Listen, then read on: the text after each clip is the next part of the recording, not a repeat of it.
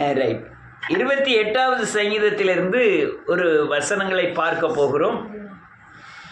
நன்றியோடு கூட துதிக்கிறேன் இயேசுவின் நாமத்தினாலே. கொஞ்சம் கவனமாக இருக்கணும். இன்னைக்கு சபைகள் என்ன நினைக்கிறாங்க, எப்படியாவது 100 பேரை கூட்டிடணும், எல்லாம் 1000 பேரை கூட்டிடணும், அப்போ நன்றியோடு ஒரு நல்ல பெரிய சர்ச்சாக கட்டிடணும், நமக்கு கீழே அநேகர் பேர் இருக்கணும், நம்ம சொல்லுவதெல்லாம் கேட்கணும், அவங்கள அடிமைப்படுத்தணும். இது சபை அல்ல. அநேக சபைக்காரங்கள்லாம் என்ன யோசனைன்னா, எப்படியாவது ஜனங்களை நிலைநிறுத்துவதற்காக என்ன பொய்யாவது சொல்லி என்னமாவது பண்ணிடணும்னு நினைக்கிறாங்க. இங்கேருந்து போனவர் ஒரு இடத்துல போயிருக்கோம், ஒரு ஆளுக்கு உடம்பு சரியில்லை, என் முன்னால் அவர் ஜெபம் பண்ண விடுதாராம். அவர் பெருமையாக என்ன பார்த்துக்கிட்டாரு. இது இல்லை ஊழியம். 1000 பேரை கூட்டுவதும் 5000 பேரை கூட்டுவதும் ஊழியம் அல்ல. எது ஊழியம்? நீங்க 5 பேரனாலும் கரைதிரையற்றவர்களாய் பரலோக ராஜ்யத்துக்கு நிலைநிறுத்தணும். சத்தியத்தை சொன்னோன்னா இயேசு கிறிஸ்துவை பின்பற்றின 5000 பேர் பின்வாங்கிட்டாங்க. பின்வாங்கிட்டு 12 பேர் தான் நிலை நின்றாங்க. அப்போ நீங்க ஆட்களை பார்க்கிறத விட ஆத்மாவை பார்க்கிறது ரொம்ப முக்கியம். இன்னைக்கு ஆட்களை பார்த்து தான் ஊழியமே நடக்கு. எப்படியாவது நம்ம 1000 பேரை சேர்த்துடணும். இப்போ திருநெல்வேலியில் 10,000 பேர் வர்றாங்க ஒரு சபைக்கு. அல்லது ஆந்திராவில் 1,00,000 பேர் வராங்க ஒரு சபைக்கு. அல்லது பாலியாங்குச்ச சபைக்கு 7,00,000 பேர் வராங்க. அவர்களை கரைதிரையற்றவர்களாய் இயேசுவை போல மாற்றி தேவனுடைய ராஜ்யத்திற்கு நிலைநிறுத்தணும். இப்போ நான் சொல்றத புரியாதவங்க நான் சொல்றது தப்புங்கிற மாதிரி தெரியும். ஆட்கள் எண்ணிக்கை அல்ல, தரம். அநேகர் என்ன நினைக்கிறாங்க, அல்லேலூயா நன்றியோடு துதிக்கிறேன், இப்படி அல்லேலூயா நம்ம ஒரு அவையும் பாடுபட்டால் ஒரு சபைகள்லாம் இயேசு கிறிஸ்துவின் சரீரம், ஒரு அவையும் பாடுபட்டால் இன்னொரு அவையும் நம்ம வேதனைப்படுகிறோம்.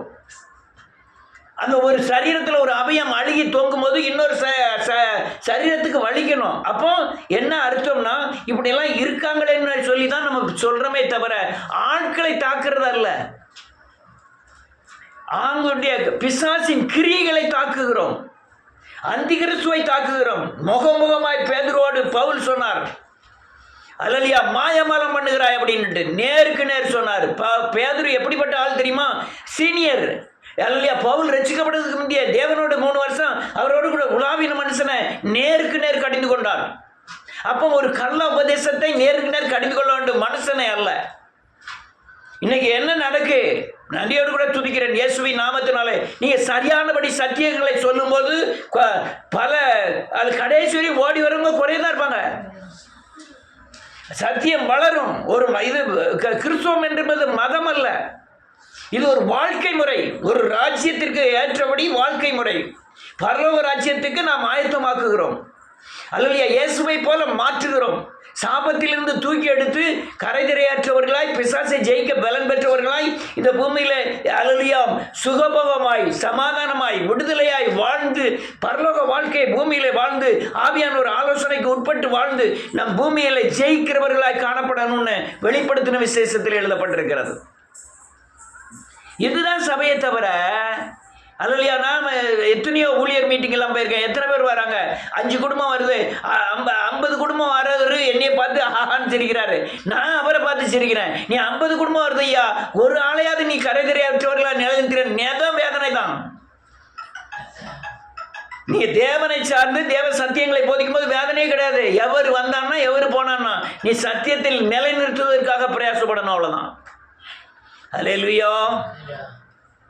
வேதத்தை அறியாத, அழைப்பு இல்லாத, ஏதோ பைபிள் கிளாஸ்ல போய் முடிச்சுட்டு வந்த அநேகர் இந்த சபையை நடத்தி அநேகரை நிலைநிறுத்தலாம்னு பார்க்குறாங்க. முடியாத காரியம். அதுக்காக தான் இந்த அநேக கள்ள போதகர்களை பலிபீடத்தில் கொண்டு போய் நிறுத்தி அவங்கள டான்ஸ் ஆட வச்சு மக்களை எப்படியா நிலைநிறுத்துகிறார்கள்.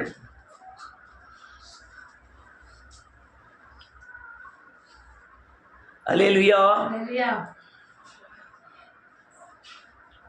அங்கே சென்னையில் ஒரு அல்லேலூயா நன்றியோடு கூட துதிக்கிறேன் அநேக சபைகள்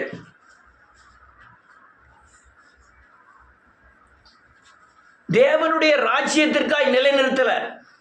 அநேக சபைகள் நல்ல காட்டுடுங்க, 25 பேரோ 50 பேரோ நீங்க சரியானபடி சத்தியத்தை போதித்து நிலைநிறுத்துவதற்கு ரொம்ப சங்கடம்.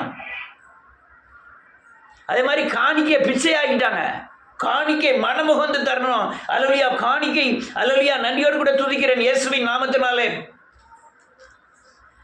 காணிக்கை அல்லேலூயா நன்றியோடு கூட துதிக்கிறேன். மனமுகந்து கொடுக்கறது தான் காணிக்கை. இல்லைன்னா பிச்சை ஏமாத்தி பிறக்கி அல்லேலூயா அவங்கள பயங்காட்டி அப்படிலாம் காணிக்கைங்கிறது உன்னதமான பலன் இல்லை. அவங்கள கர்த்தர் நேசிக்கிறார். அவங்கள விடுதிக்கணும், மனசுல ஏவணும், அர்ப்பணிக்கணும். அதுதான் காணிக்கையை தவிர தாய்ன்னு சொல்லியோ மிரட்டியோ அல்லது ஆசை வார்த்தைக்குரிய வாங்குறதெல்லாம் துரோகம். அதனாலதான் இவங்க தேவனுடைய ராஜ்யத்தை கட்டுவதற்கு முயற்சி செய்வதில்லை. ஆனா நல்ல நினைச்சுக்கிடுங்க, அல்லேலூயா நியாய தீர்ப்பு பலிபீடத்திலிருந்து புறப்படுகிறது, அதுவும் ஆசாரியன் இடத்திலிருந்து புறப்படுகிறது மேல சொல்லுது. நீ 2 ஆளை 4 ஆளை 5 ஆளை நீ ஆயத்தப்படுத்தினா போதும். 5000 பேரை நீ நரகத்துக்கு கொண்டு போய் இறக்குறதே காட்டிலும் 5 பேரை பரலோக ராஜ்யத்துக்கு ஆயத்தமாக்கினா போதும். எனக்கு 10 பேர் ஆயத்தமாக்குறது ரொம்ப சங்கடமா இருக்கு. அவர்களுடைய பேக்ரவுண்டு மனுஷனை பார்க்க கூடாது. அவங்களுக்குள்ள என்ன ஆவிக்கிரியை செய்கிறது, என்ன நோக்கத்தோடு இயேசுவை சேவிக்கிறார்கள், எந்த அளவு மறுரூபமாய் இருக்கிறார்கள், எந்த அளவு தேவனுடைய ராஜ்யத்துக்கு ஆயத்தமாக்குகிறார்கள், இவர்களுக்கு என்ன போதிக்கணும். ஒரு ஆத்மாவை எடுத்துட்டா இவங்க இத்தனை வருஷம் தான் நிற்பாங்கன்னு சொல்ல முடியும் என்னால. இவ்வளவுதான். இதுக்கப்புறம் போதனைகள் கூடும்போது அல்லது வளர்ச்சி கூடும்போது இவங்களால நிற்க முடியாதுன்னு தெரியும். அநேக நேரம் சொல்லியிருக்காங்க, குறிப்பிட்ட வளர்ச்சிக்கு மேலே அவங்களால நிற்க முடியாது. அப்போ 10 பேர் 5 பேர் ஆகி 5 4 ஆகி 4 2 நினைக்கங்க. இல்லை, கர்த்தரால் அழைக்கப்பட்ட வைராக்கியம் உள்ளவர்கள் எத்தனை பேர் தேசத்தில் இருக்காங்க. அவர்களுடைய கண்களை திறந்துருவார். அப்போ அவன் பின்னால் வந்தா முன்னால் போதிச்ச பாடம்லாம் தெரியாது. இல்லை, அவங்க பின்னால் வந்தவர்களுக்கும் இவங்க முன்னால் வந்தவர்களுக்கு உண்டான பாடங்கள் பூரா கற்றுக்கொண்டு வருவார்கள். அவர்களுக்கு போதிக்க வேண்டிய அவசியம் இல்லை, கர்த்தரே அவர்களுக்கு போதித்து இருப்பார். அதனால இப்ப நான் சொல்லக்கூடிய காரியங்களை நல்ல தெளிவாய் புரிந்து கொள்ளுங்கள் இயேசுவின் நாமத்தினால. 2 வகையான கிறிஸ்தவர்கள், ஒன்று தேவனை பின்பற்றுகிறவர்கள், இன்னொன்று தேவனை பின்பற்றாதவர்கள். அல்லேலூயா. நான் சில காரியங்களை இவங்ககிட்ட சேருங்க, இவங்ககிட்ட சேரக்கூடாது, அவங்ககிட்ட பேசக்கூடாதுன்னு சொல்றதெல்லாம் எதுக்கு? நீங்க உங்க குடும்பத்தில் எப்படி இருந்துருப்பாங்க, உங்க வாழ்க்கையில் எப்படி இருந்துருப்பாங்க, இதெல்லாம் செஞ்சீங்கன்னா காயப்படுவீர்கள். இவன் பர்னபாஸ் பிரதர் இருக்காரு, அவர்கிட்ட அல்லேலூயா என்னையே மதிக்கிறது இல்லை, ஆனால் வராரு, அவர் கூட ஐக்கியம் வைக்கப்படாது, நான் வைக்கத்தான் செய்வேன்னா உங்க வாழ்க்கை உங்க ஜீவன் குறிப்பிட்ட வரைக்கும் தான் நிற்கும். உங்க வளர்ச்சி அவ்வளோதான் நிற்கும், அதுக்கப்புறம் நிற்காது. அல்லேலூயா. இதெல்லாம் காரியம். எதை விடணுமோ எதை விடணும், எதை பிடிக்கணுமா, நான் என் மனசில் இருக்கிறத சொல்லலை, என்னுடைய பகையினால அல்ல, சத்தியத்தின் பாதையில் தான் சொல்லுகிறேன். எதை நிற்கணுமா நிற்கணும். இல்லைன்னா நீங்கள் குறிப்பிட்ட வளர்ச்சிக்கு கூட நிற்க முடியாது, தேவனுடைய ராஜ்யத்துக்காக நிற்க முடியாது. நிற்கலைன்னா ரொம்ப ஆபத்து. நீங்கள் அதை விட ரசிக்கப்படாமல் இருப்பது ரொம்ப நல்லது. இப்போ இருக்கிற வேடுதலையும் சமாதானமும் நீங்கள் பின்வாங்கின பிறகு இருக்கவே செய்யாது. நாள்தோறும் வேதனைக்குள்ள கடந்து வர வேண்டியது இருக்கும். அல்லேலூயா. நான் இதெல்லாம் சாபத்தின் வார்த்தையை சொல்லலை, எல்லாம் மிரட்டவும் இல்லை. நான் சத்தியத்தை போதித்து தான் சத்தியத்தின்படி தான் சொல்லுகிறேன்.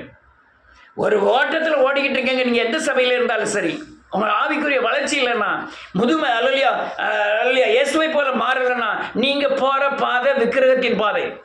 அப்படி இயேசுவை போல மாறி சத்தியத்தை கேட்டு வளர்ச்சி அடைந்து நீங்கள் பின்வாங்கிறீங்கன்னா முன்னிலைமையிலும் பின்னிலைமை மகா கேடுள்ளதாக இருக்கும். தண்ணியிலும் பொல்லாத 7 ஆவியை கொண்டு போய் சின்ன பண்ணமாக்கிறோம் பிசாசானவன். இங்கே வரும் அல்லேலூயா தேவனுடைய அந்த போதனையில் ஓடுந்தன்னா இரத்தத்தின் பாதுகாப்புக்குள்ளே இருப்பீங்க, இல்லைன்னா இரத்தத்தின் பாதுகாப்பு விட்டு விளையிடுவீங்க. இதெல்லாம் சத்தியம். இயேசு கிறிஸ்துவை ஏற்றுக்கொள்ளாத யாரையும் வீட்டில் நடையில் ஏத்தாதன்னு வேதம் சொல்லுகிறது. அவனுக்கு வந்தனம் சொல்லாதேன்னு சொல்லுது வேதம். அல்லேலூயா. ரைட். இயேசுவின் நாமத்தினால இந்த 2 கிறிஸ்தவர்களை மட்டும் சொல்கிறேன், அது எப்படி பாதிக்கப்படுகிறார்கள்னு. நாங்கள் வேதத்தில் சத்தியத்தின்படி நடக்காதவர்கள், வேத ஆண்டவரை பின்பற்றாதவர்களுடைய நிலைமையை குறித்து சொல்லுகிறேன். நன்றியோடு கூட நீங்கள் வளர்ச்சி அடையணும்னா அல்லேலூயா வேதவசனத்தை நீங்கள் கை கொண்டுக்கிட்டே இந்த எழுப்புதல் ஊழியத்தின் உபதேசங்களை பின்பற்றிக்கிட்டே இருந்தீங்கன்னா நீங்கள் வளர்கிற வளர்ச்சியும் விடுதலையும் நீங்கள் உணர்ந்துக்கிட்டே இருப்பீங்க. நீங்கள் அந்த அந்த அந்த போதனையை கைகொள்ளலைன்னா கொஞ்ச நாள்ல உங்களுடைய பலவீனம் உங்களுக்கு தெரியாது. ஆனால் நீங்கள் உலகத்தில் சார்ந்திருப்பீங்க, பண ஆசை பிடித்தவர்களாக இருப்பீங்க, மனுஷனை சார்ந்திருப்பீங்க. உலகத்தை அதெல்லாம் விக்கிரகம். நீங்கள் மனுஷனையோ பணத்தையோ சுய புத்தியையோ சார்ந்தீங்கன்னா அது விக்கிரகம். அந்த விக்கிரகத்துக்குள்ளே தள்ளின உடனே உங்கள் பாதை தனியாக போய்கிட்டு இருக்கோம், காயப்பட்டுக்கிட்டே இருப்பாங்க. உங்களுக்கு அறிவே இருக்காது, மனசுல சமாதானமே இருக்காது. காரியம் சமாதானம் உங்க வீட்டு எடுத்துக்கொள்ளப்படும். அல்லேலூயா. நான் இப்போ சொல்கிறது சத்தியம். நான் இப்போ பிரசங்கம் அல்ல. வாசிப்போம்.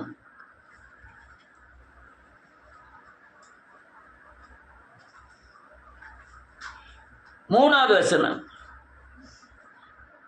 அயலானுக்கு சமாதான வாழ்த்துதலை சொல்லி ஆமென். தங்கள் இருதயங்களில் பொல்லாப்பை வைத்திருக்கிற ஆமென். துன்மார்க்கரோடும் அக்கிரமக்காரோடும் என்னை வாரிக்கொள்ளாதே. இதுல 2 பேர் இருக்கான்.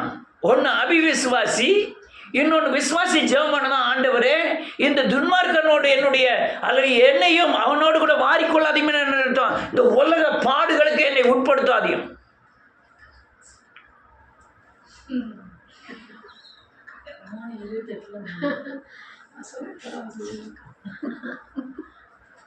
அல்லேலூயா. நல்ல காலத்து 2 மனுஷன். ஒன்று சத்தியத்தை கைகொள்கிறவன், ஒன்று சத்தியத்தை கைகொள்ளாதவன். அவன் ஜெபம் பண்ணுவான், ஆண்டவரே அந்த துன்மார்க்கன் அந்த வசனத்தை கைகொள்ளாதவன் எது செய்ய எது செய்யாதே, தீண்டாதே, தொடாதே, இதெல்லாம் வசனத்துக்கு மீறி செய்கிறவனுடைய நிலைமை என்ன? இவன் ஜெபம் பண்ணுவான், ஆண்டவரே அவனுக்கு வர்ற பிரச்சனை எனக்கு வராமல் இருக்கட்டும் ஆண்டவரே. என்ன சொல்றான் பாருங்க. அயலானுக்கு சமாதான வாழ்த்துதலை சொல்லியும் தங்கள் இருதயத்திலே பொல்லாப்பை வைத்திருக்கிற துன்மார்க்கன், அக்கிரமக்காரன், வசனத்துக்கு இடம் கொடாதவன், தேவ ஆலோசனைகளுக்கு உட்படாதவன். அல்லேலூயா. நீ என்னன்னாலும் கத்திட்டு போ, நான் கேட்கவே மாட்டேன், நான் போற பாதையை தான் போய்கிட்டே இருப்பேன். இது அவிவிசுவாசி, இது ஓநாய், இது செம்மறி ஆடல்ல, வெள்ளாடு. அது செம்மறி ஆடோட கூட இருக்கு, புறா இல்ல, காகம். இவங்களுக்குள்ள இருந்தே இவன் யாரு நல்ல ஜெபிக்கிறவன் நினைக்கிறான், நான் வேதவசனத்தின்படி நடக்கிறேன்னு சொல்லிட்டு அவன் முடிவுக்கு பார்க்குறான். அவன் முடிவை மாறிக்கொள்ளப்படுவானே, ஆண்டவரே அதே மாதிரி எனக்கு செய்யாதேன்னு சொல்லி ஜெபம் பண்றான். ஆண்டவரே அவனுக்கு செய்ய போற மாதிரி செஞ்சிடாதே.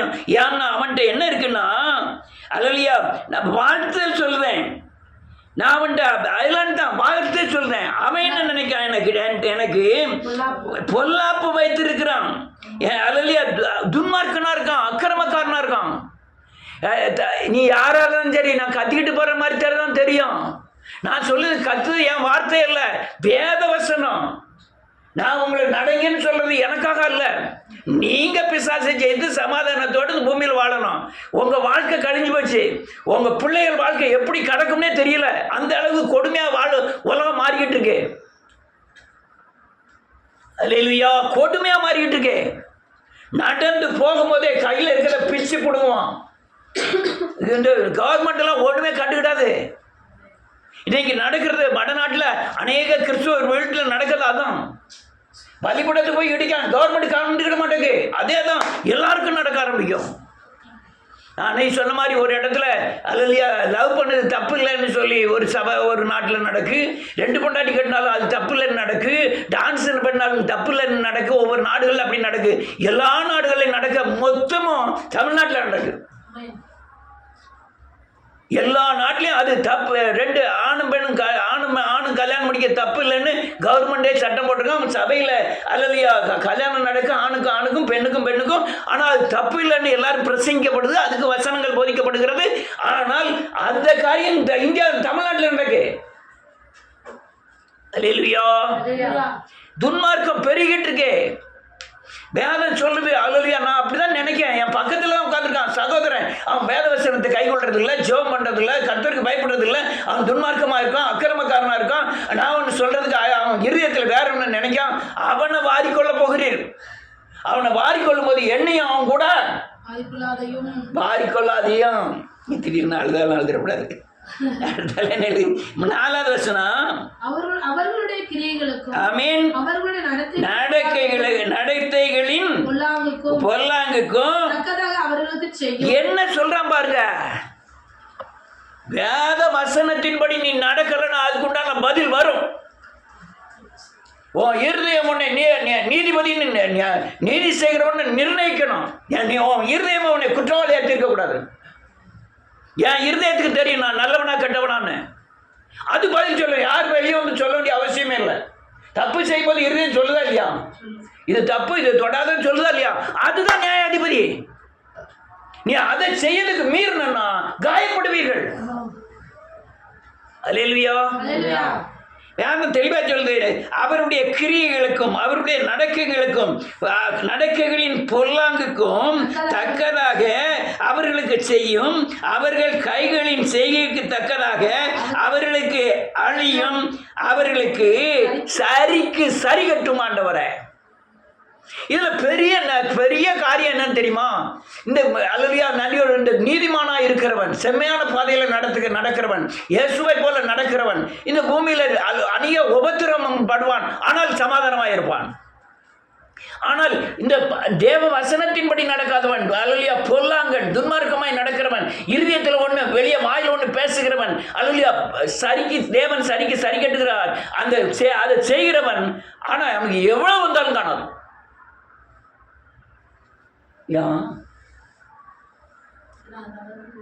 இவன் 10 ரூபா இல்லைன்னாலும் அழகா ஆண்டவரே சோத்திரம், நீர் கஞ்சி கொடுத்தேல கர்த்தருக்கு சோத்திரம், ஊருகா இருக்கா கர்த்தருக்கு, ஆனால் இவனுக்கு 10,000 ரூபாய் பெட்டியில கொண்டு வச்சாலும் இதுதான் பலவீனம். இல்ல 1 லட்சம் 5 லட்சம் எவ்வளவு வந்தாலும் காணாது. அவன் மற்றவனை பார்க்கிற கண்ணாடியும் கலரே வேற. அவன் மற்றவனை அபகரிக்கிற மாதிரி தான் நினைப்பான், அபகரிக்கிற மாதிரி தான் பேசுவான். அவனுடைய பார்வை கள்ள பார்வை, நடக்கை கள்ள நடக்கை, அல்லையா செய்வது பூரா இயேசு கிறிஸ்துவுக்கு துரோகம். அல்லேலூயா, அல்லேலூயா. 5வது வசனம், அவர்கள் கர்த்தருடைய செய்கைகளையும் அவர் கரத்தின் கிரியைகளையும் கவனியாதபடியால் அவர்களை இடித்து போடுவார், அவர்களை கட்டவே மாட்டாரு. நான் திரும்பவும் சொல்லுறேன், நீங்க சத்தியத்தின்படி நடக்கல, நான் குறிப்பிட்ட வளர்ச்சிக்கு மேல உங்களால் நிக்க முடியாது. ஏன்னா இது மதம் அல்ல, வாழ்க்கை. நான் போதிக்கிறது சுய புத்தி அல்ல, வசனம். இதில் வசனத்தின்படி நடந்தாதான் நீங்க வளர வளர வளர வளர உங்களுக்கு பலனாய் மாறிக்கிட்டே போவோம். இல்ல வளர வளர துக்கமும் சஞ்சலமும் உங்களை விட்டு ஓடி போகும். ஆமென். ஆனால் நீ சரியானபடி வளர்ச்சி இல்லைன்னா ரொம்ப சங்கடம். ஆமென். புயல் வருது, மழை வருது, எல்லாரும் ஓடணும், தீமையும் இருக்கும். யார் முதல்ல ஓடுவா? இவன்டே பையன் ஒன்று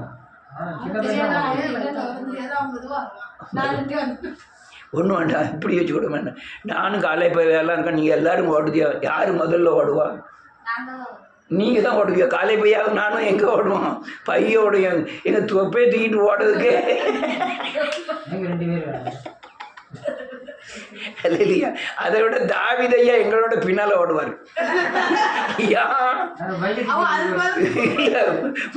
முட்டு வலி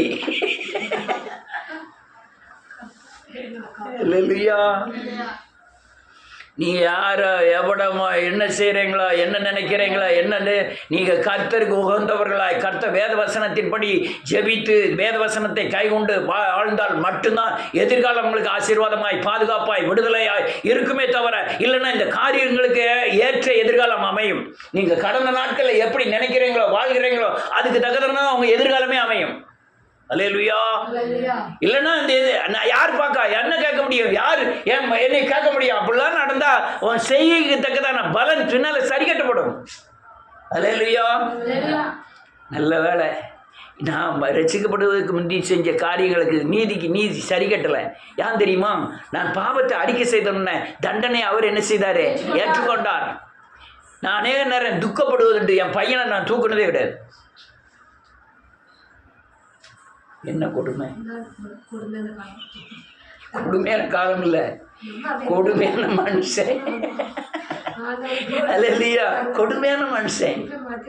கிரேசியை தூக்கியிருக்கேன், ஜபஸ்ரீனை தூக்குனதே கிடையாது. அது நான் ஹோட்டல் போயிட்டு வீட்டுக்கு வரும்போது நேரம் ஓடியாந்து காலை கட்டுவான், அப்படியே சட்டையை இப்படி தூக்கி இப்படி வச்சுட்டு நான் வெளில போவேன். இப்போ நினச்சி வெக்கப்படுத்தேன். இப்போ நினச்சி அது அன்னைக்கு அது பெருசாக தெரியல, அந்த இதாக தெரியல. ஆனால் இன்னைக்கு வேதனைப்படுத்தேன். காரணம் ரெண்டுக்கும் ஊடையில் இருக்க காரணம் சிலுவை, ரெண்டுக்கும் ஊடையில் இருக்க காரணம் இயேசு. அல்லேலூயா. அதனால என்னுடைய தண்டனை அங்கே மணி. ஆனால் இந்த காரியத்தை இதே மாதிரி வேற ஏதாவது காரியத்தை துரோகம் பண்ணோம்னா நான் தண்டனைக்கு உட்படுவேன். அன்னைக்கு தண்டனை மன்னிச்சிட்டாரு, இன்னைக்கு என்ன செய்ய மாட்டாரு? மன்னிக்கவே மாட்டார். அநேக செய்த தவறுகள் எனக்கு தண்டனை கொண்டு வரல, யாருன்னா தண்டனையை ஏற்றுக்கொண்டார்னு சொல்லி நான் அறிக்கை செய்து விட்டப்பட்டபடியினாலே அந்த தண்டனையை என் சரீரத்தில் சுமக்கவில்லை, என் ஆத்மாவிலே சுமக்கவில்லை, விடுதலை. ஆனால் அதே பாவத்தை நான் திரும்ப செய்வேனே, ஆனால் என் தண்டனை எனக்கு முன்பாக மற்ற ஆட்களை பாட்டுகள் எனக்கு அதிகமாய் கிடைக்கும். ஏன்னா நான் போதகன். அல்லேலூயா. ரைட். 6வது வசனம். கர்த்தருக்கு ஸ்தோத்திரம். ஆமென். அவர் என் விண்ணப்பங்களின் சத்தத்தை, இவன் ஜெபிக்கிறவன், இவன் தேவனை பின்பற்றுகிறவன். இவ்வளவு பேர் இருக்குமே, எத்தனை பேர் ஜெபிச்சோம்? ஒருத்தர் மண்டே ஆட்டம் இல்லை, நான் ஜெபித்தேன், நீ ஜெபித்தேன். எவ்வளவு நேரம் ஜெபித்தோம்? நல்லது. அல்லேலூயா. நல்லது. 1/2 மணி நேரம் அல்லேலூயா. நல்ல போதும்னு சொல்றல, அதுவே செய்யாத ஆட்கள் அநேகம் உண்டு. சாப்பாடு 1/2 மணி நேரம் வைத்து விட்டு அது முன்னால் வச்சுட்டு சாப்பிடாம இருந்தவர்கள் எத்தனை பேர்?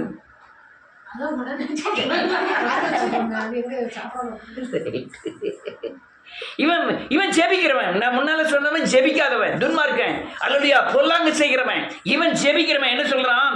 கர்த்தருக்கு ஸ்தோத்திரம், அவர் என் விண்ணப்பங்களின் சத்தத்தை கேட்டார், கர்த்தர் என் பலனும் என் கேடகமுமாயிருக்கிறார். ஜெபிக்கிறவன், வேதவசனத்தை கைகொள்றவன், இயேசுவை பின்பற்றுகிறவன், தேவனை தனக்குள் சுமக்கிறவன். அவன் சொல்றான், உணர்தான், ஆண்டவரே எனக்கு எவ்வளவுதான் சத்துரு வந்தாலும் நீர் கேடகமாய் இருக்கிறேன், நீர் எனக்கு பலனாய் இருக்கிறீர். அவன் சொல்றான், ஆண்டவரே என் ஜெபத்தை கேட்கிறீர், என் விண்ணப்பத்தை கேட்கிறீர். இந்த சமாதானம் அந்த துன்மார்க்கனுக்கு இருக்காது. அல்லேலூயா. திரும்ப சொல்றேன், உலகத்துல ரட்சிக்கப்படாதவனுடைய சமாதானம் கூட ரட்சிக்கப்பட்டு பின்வாங்கினவங்களுக்கு இருக்கவே இருக்காது. அல்லேலூயா. ஆனால் அந்த மூடர்களுக்கு அது தெரியாது. நான் பின்வாங்கிட்டேனே அப்படின்னு. நீ ரட்சிக்கப்படாம இருந்த பற்றி பிரச்சனை இல்லை. ஆனா ரட்சிக்கப்பட்டு சத்தியத்தின்படி நடக்கலன்னா உங்களுடைய வேதனை பெருசா இருக்கும். ஆனா உங்களுக்கு தெரியாது. ஏன்னா பிசாசு நம்ம கையை கொண்டு அப்படியே குத்தி குத்தி எடுப்பான். உடனே வேவு வேவு வேவு, அங்கே 50 ரூபா கிடைக்கும், அங்கே 50 ரூபா கிடைக்கும், எவனாவது ஒரு 100 ரூபா போட மாட்டானா, அங்கே போகுமான்னு ஓட வேண்டியதாக இருக்கும். உடனே நீ ஒரு 100 ரூபாய் இப்படி தூக்கி இப்படி போட்டேன்னா போதும், ஓடி வந்து வாய்ட்டு கைட்டு ஓடிடுவாங்க. எதுக்கு? ரூபா பெருசு இல்லை. இந்த 100 ரூபாய் செய்யாததை தேவன் செய்வார். வேதம் தெளிவா சொல்லுது, நான் விண்ணப்பத்தின் சத்தத்தை கேட்டார், அவர் எனக்கு கேடகமும் பலனுமாய் இருக்கிறார். எந்த அவர் கேடகத்தை பிடிச்சா வந்தாரு, என் ஆத்ம பலன். ஆனா எனக்கு யார் வந்தாலும் அவர் கேடகமாய் இருக்கிறார். அல்லேலூயா. நீ அநேக நேரம் நொந்து போய் இருந்திருக்கேன், அநேக நேரம் பலவீனமாக இருந்திருக்கேன். ஆனால் ஜெபம் பண்ணி முடிச்ச உடனே எனக்கு ஏதோ ஒரு பாதுகாப்பு என்னை சுற்றி இருப்பதை உணர்ந்திருக்கிறேன். வேத வசனம் என்னை தேற்றி இருக்கிறது அநேக நேரம். என் விசுவாசம் என்னை தேற்றி இருக்கிறது அநேக நேரம். எனக்கு விசுவாசம் தேற்றி இருக்கிறது அநேக நேரம். அல்லது நான் மனம் திரும்பி பாவமன்னிப்பு நிச்சயத்தை பெற்றோன்னே எனக்குள்ள தேவ பலன் இறங்குவதை நான் உணர்ந்திருக்கிறேன். அடுத்தால என்ன எழுதிருக்கு? என் இருதயம் அவரை நம்பி இருந்தது. இது பெரிய கேடகம். கர்த்தர் என்ன செய்வாரு? பிரஷர் மாத்திரை சாப்பிட்டாலும் கர்த்தர்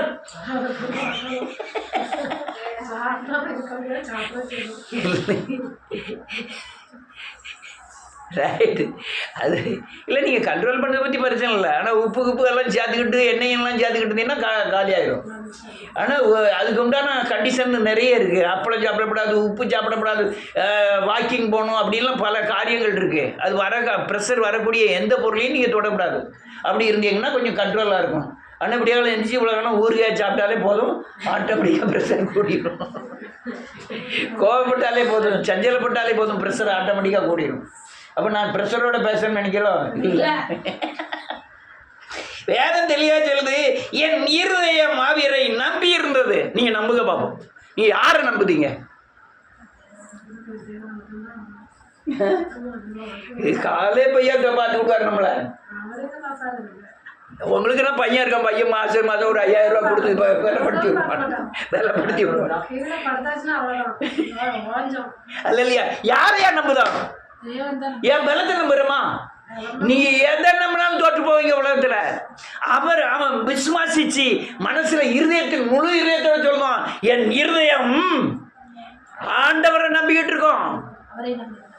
அவன் ஆண்டவர் தான் நம்புவான். எவ்வளவு பெரிய பலன்! அல்லேலூயா. அடுத்த லைன் எழுதி, நான் சகாயம் நான் இரக்கம் பெற்றேன், நான் சகாயம் பெற்றேன், நான் தயவு பெற்றேன், சகாயம் பெற்றேன். ஆமென். என் இருதயம் களி கூறுகிறது. பாட்டினால் அவரை துதிப்பேன். இதுதான் முதிர்ச்சியான தேவ சந்திப்பு. நீங்க தேவனை சந்தித்ததின் அடையாளம் என்ன தெரியுமா? உங்க இருதயம் களி கூறும். சும்மா ஆட்டோமேட்டிக்கா சோறு போகும்போதே பாட்டு நடக்கும். அங்க அம்மா பாட்டு பிடிக்காத சோறு போகும்போது இந்த பருவம் பாட்டு பிடிக்காதா? பாட்டு தான் கேட்க எல்லாரும். உங்க அம்மா சோறு போகும்போது பாட்டு பிடிக்காதா இல்லையாங்க? தனியா கேட்க, தனியா இருப்பாங்க. எல்லாரும் சேர்ந்து எல்லாரும் பாட்டு பிடிக்காங்க. வீட்டில் தனியா இருக்கும்போது பாட்டு பிடிக்காதா? அதுதான் களி கூறுறது. என் பாரத்தை கூட யார் மேல வச்சுட்டேன்?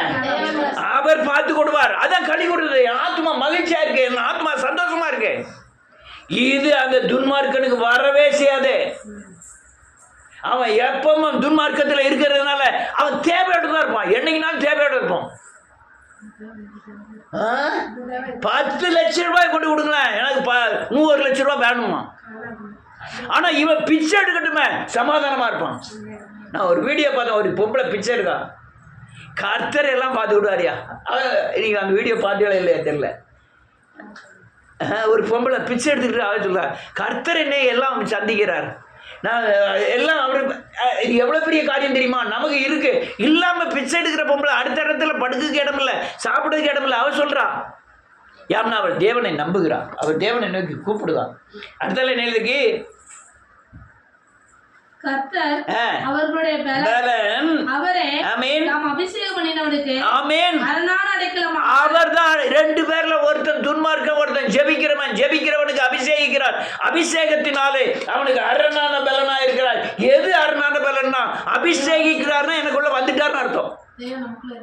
நமக்குள்ள என்ன செஞ்சிட்டாரு? எனக்கு அபிஷேகம் இருக்கு. ஏன்னா நான் எப்பவும் எனக்கு அபிஷேகம் வருதுன்னா, நான் இடத்தை மறந்து சூழ்நிலையை மறந்து ஆண்டவரை துதிச்சு மனம் திரும்பி பாவமன்னிப்பு நிச்சயத்தை ஜெபத்தில் பாவமன்னிப்பு நிச்சயத்தை பெற்று அவருக்கு சோத்திரம் பண்ணி துதி பண்ணி நன்றி செலுத்திட்டு இருக்கும்போது எனக்கு அபிஷேகம் வருதுல்ல, அதுதான் எனக்கு பலன். அந்த பலன் என்ன செய்யும்? எப்பவும் என்னை மகிழ்ச்சியாக வைத்துக் கொள்ளும். அல்லேலூயா. துன்மார்க்கரில் ஒருவனும் உணரான், நீதிமான் ஒவ்வொரு நிமிஷமும் உணர்ந்து கொள்வான். இருதயத்தில் சுத்தமுள்ளவர்கள் பாக்கியவான்கள், அவர்கள் மட்டும்தான் தேவனை தரிசிக்க முடியும். உலகத்தில் நீங்கள் செய்கிற ஒவ்வொரு காரியத்திற்கும் பதில் உண்டு. நீங்கள் ரட்சிக்கப்படாமல் இருப்பது நல்லது.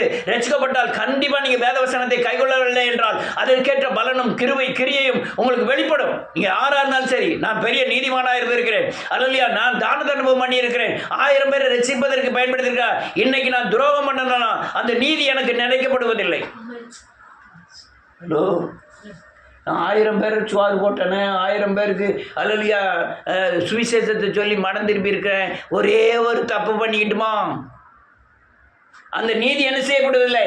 ஆனால் வேதம் தெளிவாக சொல்லுகிறது, ஒரு அந்த நீதிமானுடைய நீதி நினைக்கப்படுவதில்லை. அல்லையா, நான் சாகருடைய சாவை என்ன செய்வதில்லை, விரும்புவதில்லை. நீ மனம் திரும்பினா நான் தப்பிச்சுக்கிடுவேன். அடுத்த எழுதிருக்கு, அரண அடைக்கலாம் தேவரீர்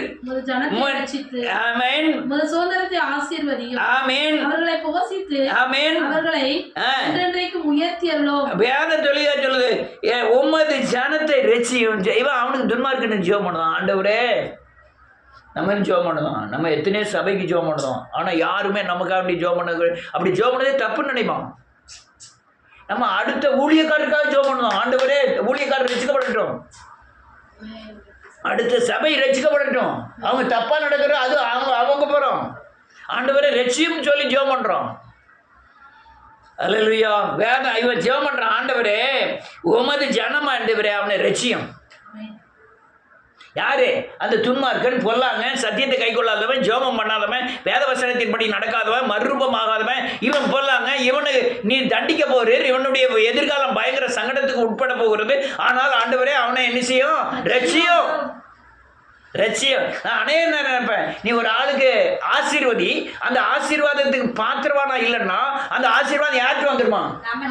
நம்மகிட்ட வந்து. அதுக்காக தான் நான் ஜெபம் பண்ண சொல்றது, அதுக்காக தான் நீங்க ஆசீர்வதிக்க சொல்றது. நீங்க அடுத்த ஆசீர்வதிங்க, அவனுடைய கணக்கு ஆண்டவர் போறோம். ஆமென். ஆமென். நம்ம ஊழியத்துல துரோகம் செய்த அநேகருக்கு நன்மை செய்திருக்கிறோம். அவங்க துரோகத்தை பார்த்தா பயங்கர துரோகம், ஆனால் அவர்களுக்கு நன்மை செய்திருக்கிறோம். உங்க காணிக்கையில தான், யாண்டெல்லாம் பைசா கிடையாது, உங்க காணிக்கையில தான் அநேகரை நமக்கு எதிர்த்து வந்தவங்க, நம்மளுக்கு அலுவலியா நம்ம சர்ச்சே வரக்கூடாதுன்னு ஜெபம் பண்ணவங்க எல்லாத்துக்கும் உதவி செஞ்சிருக்கிறோம்.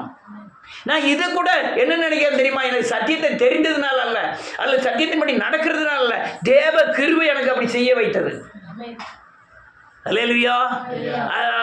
ஜெயசுமணி ஐயா அவருக்கு போய் ஜெபம் நடத்தின அநேகர் கைவிட்டாங்க. ஒரு பேக் வச்சிருப்பார், கூட வச்சிருப்பார், பைபிள் வச்சிருப்பார், தண்ணி பாட்டில் வச்சிருப்பார், மெனக்கெட்டு போய் ஒரு வீட்டில் போய் ஜெபம் பண்ணிட்டு ஆர்லிஸ் வாங்கி கொடுப்பாரு, 20 ரூபா கையில் கொடுப்பாரு, சங்கடப்படுத்த ஆளுகளுக்கு கொடுத்துட்டு வருவார். ஆனால் அந்த மனுஷன் படுக்கையில் இருக்கும்போது ஒருத்தருமே பார்க்கல. அல்லேலூயா. நம்ம பார்த்தோம், நம்ம எழுப்புதல் ஊழியத்தில் அவரை நினைத்தோம், நம்ம மேன்மைக்காக சொல்லலை. இது தேவ கிருபை. ஆமென். இது தேவ கிருபை. இந்த ஜானதான் அதிகமாக அடிப்படை நடப்பேன். ஒரு 1000 ரூபாய்க்கு அவர்கிட்ட கொண்டு கொடுத்துட்டு வந்துடுவாரு. அவன் வெளியே போய் நின்றுட்டு, ஜெயசுமணி ஐயா, ஜெயசுமணி.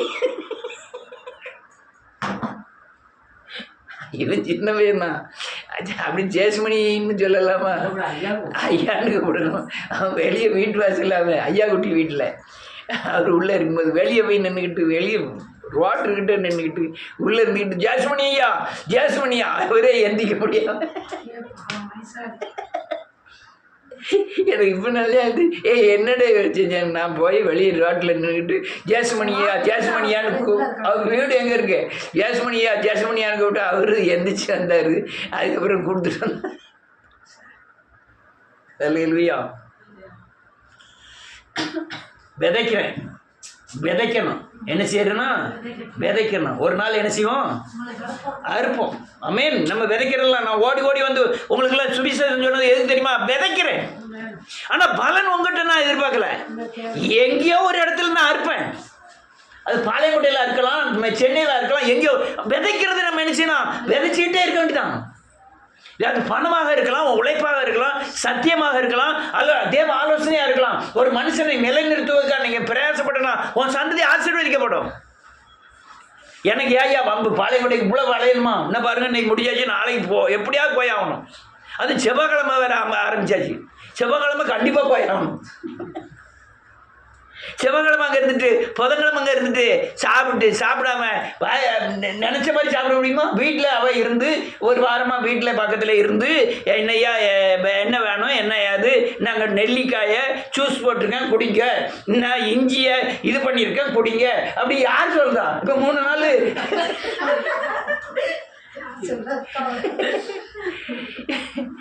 இது அப்படின்னா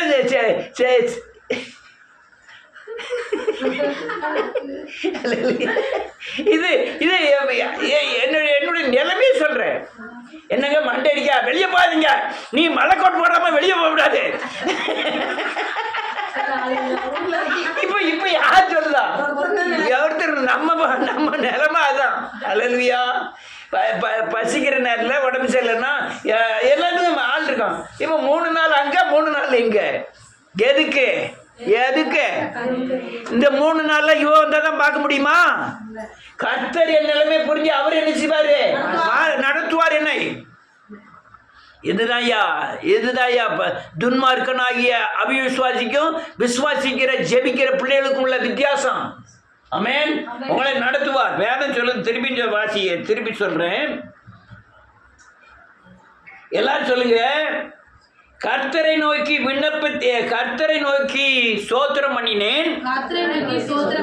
எல்லாரும் 6வது வசனத்திலிருந்து கையை வச்சுக்கிடுங்க, எல்லாம் அதை பார்த்துட்டு வாங்க. என் விண்ணப்பத்தின் ஜெபத்தை அவர் கேட்டாரு, அதனால அவர் எனக்கு பலனா இருந்தாரு, எனக்கு கேடகமா இருந்தாரு, அதனால என் இருதயம் அவரை நம்பிக்கிட்டு இருந்தது. அதனால நான் கேட்ட காரியங்களுக்கு சகாயம் பெற்றேன். என் இருதய சந்தோஷத்தினால களி கூர்ந்தது. அதனால பாட்டு மூலமா அவரை துதிச்சேன். அவருடைய கர்த்தர் எனக்கு பலனா இருந்தார். செய்தாரு? கர்த்தர் எனக்கு பலனாக இருந்தார். அபிஷேகம் பண்ணினாரு. அபிஷேகம் பண்ணினார். அந்த அபிஷேகம் எனக்கு அரணா மாறிச்சு. அந்த அபிஷேகம் எனக்கு அரணா மாறிச்சு. அந்த அபிஷேகம் எனக்கு அடைக்கலமா மாறிச்சு. அந்த அபிஷேகம் எனக்கு அடைக்கலமா மாறிச்சு. அதனால இந்த பின்வாங்கின கிறிஸ்துவர்களாகிய துன்மார்க்கனுக்காக நான் ஜெபித்தேன். என்ன ஜெபித்தேன்னா சொல்லுங்க, என்ன ஜெபித்தேன்னா அவர்களை ரட்சியும், அவர்களை சுதந்திரத்தை கொடும், அவர்களை ஆசீர்வதியும், அவர்களை போஷியும், அவர்கள் என்னன்னைக்கு உயர்ந்திருக்கட்டும் அப்படின்னு நான் என்ன செய்யறேன், ஜெபிக்கிறேன். இதுதான் ரட்சிக்கப்பட்டவனின் அடையாளம். இது இப்படி செஞ்சாதான் உங்க வாழ்க்கை முன்னேறும். அல்லேலூயா.